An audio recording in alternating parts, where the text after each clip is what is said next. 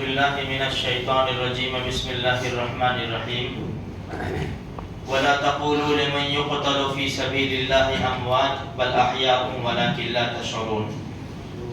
دیکھو میرے بھائیوں، گزشتہ کل عمر ابن خطاب رضی اللہ تعالیٰ عنہ کی شہادت کے بارے میں ہم نے سنا۔ عمر ابن خطاب کے بعد عثمان غنی رضی اللہ تعالیٰ عنہ خلیفہ بنے۔ بہت نرم مزاج والے یہ خلیفہ تھے، مسلمانوں کا بہت بڑا خیال کرتے تھے اور پہلے سے مالدار تھے۔ مسلمانوں کے لیے انہوں نے بہت زیادہ قربانیاں دی ہیں،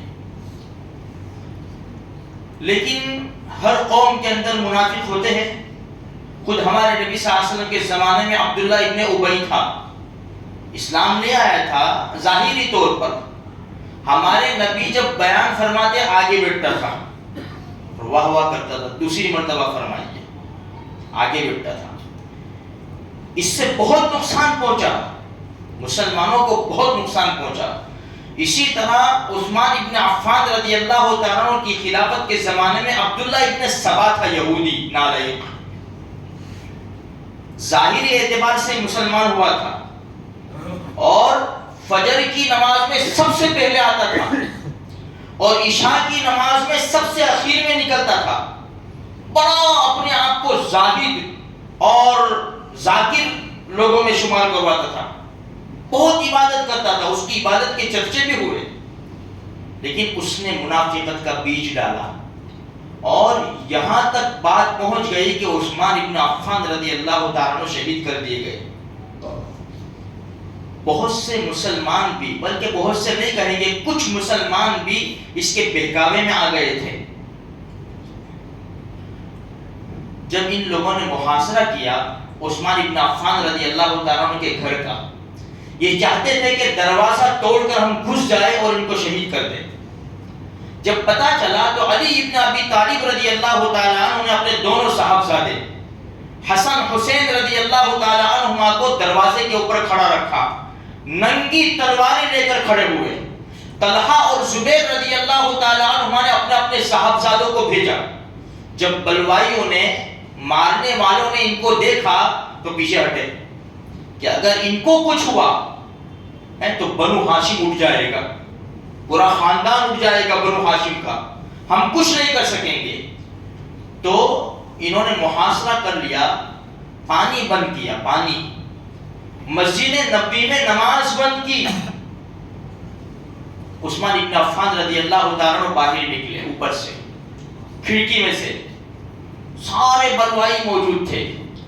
لوگوں، میں تمہیں دین حق کا واسطہ اللہ کا اور دین حق کا واسطہ دے کر پوچھتا ہوں کہ جب مدینہ ہجرت فرمائی گئی مسلمانوں کے لیے، ایک کنواں تھا، اس کے علاوہ کوئی کنواں نہیں تھا، مسلمان تکلیف میں تھے۔ اللہ کے رسول صلی اللہ علیہ وسلم نے فرمایا، کون ہے جو اس کنویں کو خریدے، میٹھے پانی کے کنویں کو خریدے اور مسلمانوں کے لیے وقف کرے، اس کو جنت میں اس کا بدلہ ملے گا۔ مسلمانوں، تمہیں یاد ہوگا کہ میں نے اپنی ذاتی پیسوں سے وہ کنواں خرید کر میں نے مسلمانوں کے لیے وقف کیا۔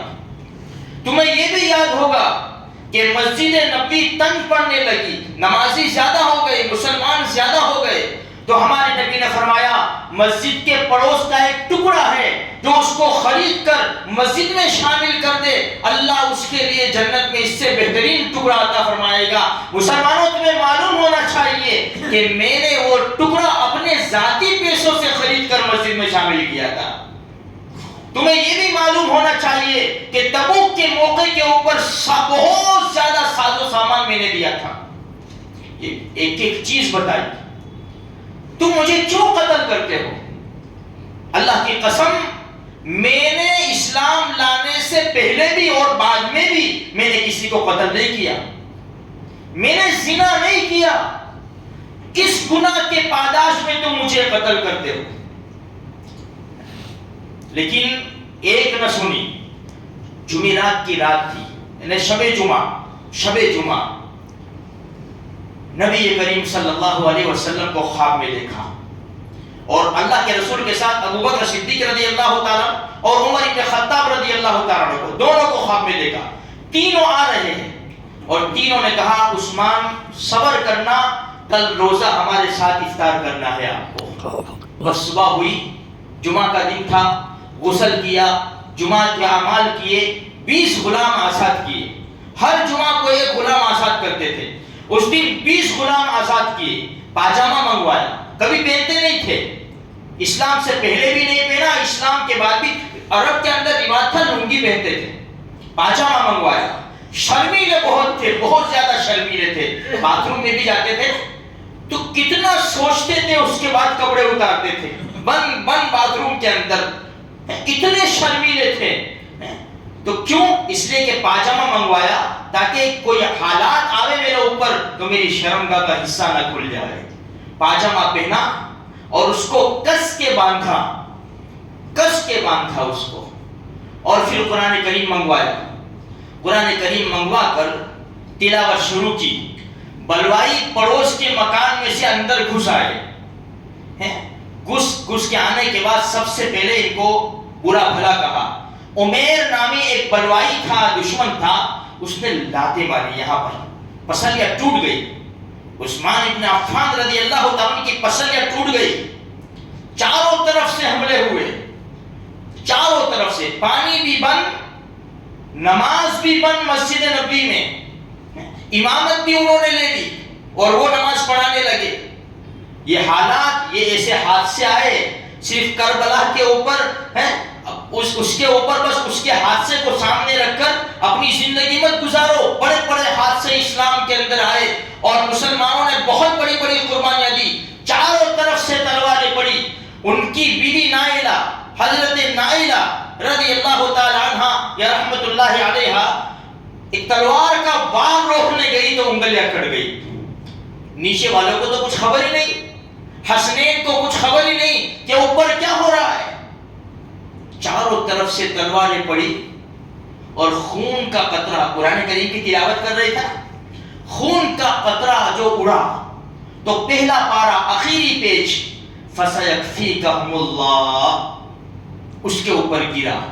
آج بھی کہتے ہیں کہ مدینہ منورہ میں وہ قرآن کریم موجود ہے، عثمان ابن عفان رضی اللہ تعالیٰ کا پاکیزہ خون اس کے اوپر لگا ہوا ہے۔ فَسَيَكْفِيكَهُمُ اللَّهُ اللہ آپ کی طرف سے ان کو کافی ہو جائے گا، شہید کر دیا شہید۔ 3 دن تک میرے بھائیوں، 3 دن تک لاش مبارک ایسی ہی رہی، کسی کی ہمت نہیں تھی کہ ان کو اٹھاوے، ایسے بلوائی سر کے اوپر چڑھائے تھے، نواسے رسول شہید ہوئے تھے، گاؤں والے آ گئے تھے، انہوں نے دفن کیا، سر تو نیزیوں پر لے کر چلے گئے تھے یہ کوفی لوگ۔ 3 دن تک لاش پڑی رہی، اور علماء نے تو عجیب باتیں کہی ہے، ایسی مظلومانہ شہادت ہے عثمان ابن عفان رضی اللہ تعالیٰ عنہ کی، ارے یہاں تک کہا ہے کہ ان کے جنازے کی بھی بے حرمتی کی، ایسی مظلومانہ شہادت۔ میرے بھائیوں، ہمارے نبی نے حدیث میں فرمایا تھا پہلے سے، عبداللہ ابن عمر رضی اللہ تعالیٰ عنہ فرماتے ہیں، ترمذی شریف کی روایت ہے کہ ایک فتنہ ہوگا، ایک فتنہ اٹھے گا، اس میں یہ عثمان ابن عفان کی طرف اشارہ کر کے فرمایا یہ مظلومانہ شہید کیا جائے گا۔ ہمارے نبی نے فرمایا، عبداللہ ابن عباس رضی اللہ تعالیٰ عنہ خواب دیکھا، اللہ کے رسول صلی اللہ علیہ وسلم کو بڑے سواری کے اوپر سوار ہے اور تیزی کے ساتھ جا رہے ہیں۔ عبداللہ ابن عباس فرماتا، میں دوڑا، میں نے کہا اللہ کے رسول مجھے آپ کے دیدار کا اشتیاق ہے۔ فرمایا مجھے جلدی ہے۔ عثمان ابن عفان نے 1000 دینار اللہ کے نام کے اوپر مسلمانوں کے لیے وقف کیا، اللہ نے اس کے بدلے میں جنت کی حور سے نکاح پڑھایا ہے، میں وہ نکاح میں شامل ہونے کے لیے جا رہا ہوں، مجھے جلدی ہے ذرا۔ میرے بھائیو، یہ ایسی بڑی بڑی ہستیاں ایسی شہید کی گئی، ہمیں تاریخ معلوم ہونی چاہیے ہے۔ بے شک دردناک واقعہ ہے کربلا کا بھی، لیکن یہ جو شہادتیں ان سے پہلے ہوئی ہے ہمیں اس کو بھولنا نہیں چاہیے۔ ہر ایک کی شہادت کو اور قربانی کو سامنے رکھ کر اپنے اندر قربانی کے جذبے پیدا کرنا چاہیے کہ ہر سب کچھ ہو سکتا ہے، لیکن اسلام کے اوپر آنچ نہیں آ سکتی۔ اللہ مجھے آپ کو سارے مسلمانوں کو ایسے نیک لوگوں کی چھینٹیں نصیب فرما دے۔